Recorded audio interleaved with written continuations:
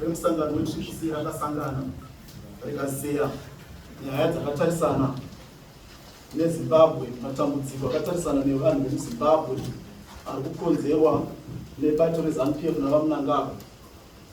Mudareri takatarisa zvikuru nyaya yekuti bato redu rinofanira kuramba ririmo here mudare guru reparamende yeZimbabwe. Tikati aiwa, hatingaiti zveguruwe, tichaenda tonobvunza vanhu, tonzwa kuti vanhu vanoti chii, tozodzoka kwamuri tichikutaurirai budikidzo inenge yabuda munenge zvataurwa nevanhu.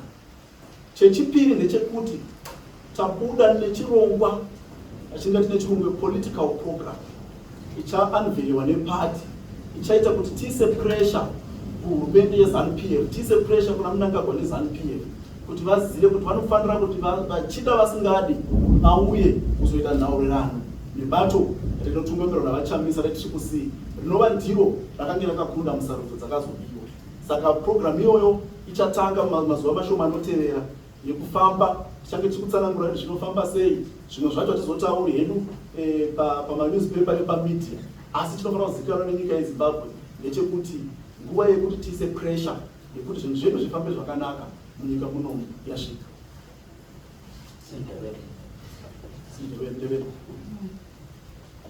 Besihlangeneke lapha njengedale elikhulu ele-CCC Citizens Coalition for Change ekuthiwa yi-Citizen National Assembly.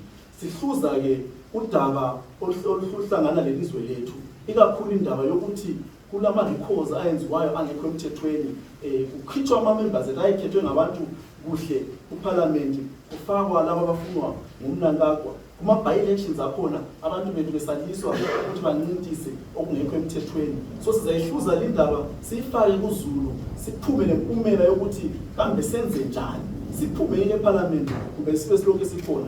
Ngase siqedile ama-consultations esizawenza lozulu jikelele, sizajika njalo kini silazisa ukuthi iposition ethethwe yiphathi ngeyokuthi.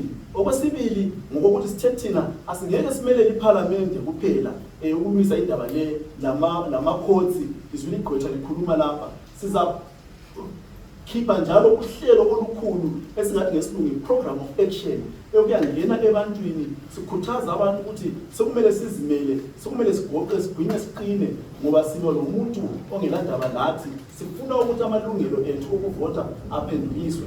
Ama-constituencies lapho abantu bethu abayalisa ukuvota khona, sifuna ukubona abantu besukuma bebhala ama-petition, besenza abakwenzayo ukuthi besenza ngokuthula kodwa bedimanda ukuthi uhulumende avumele abantu ukuthi bakhethe abakhokheli babafunayo, hatshi ababefakele bona.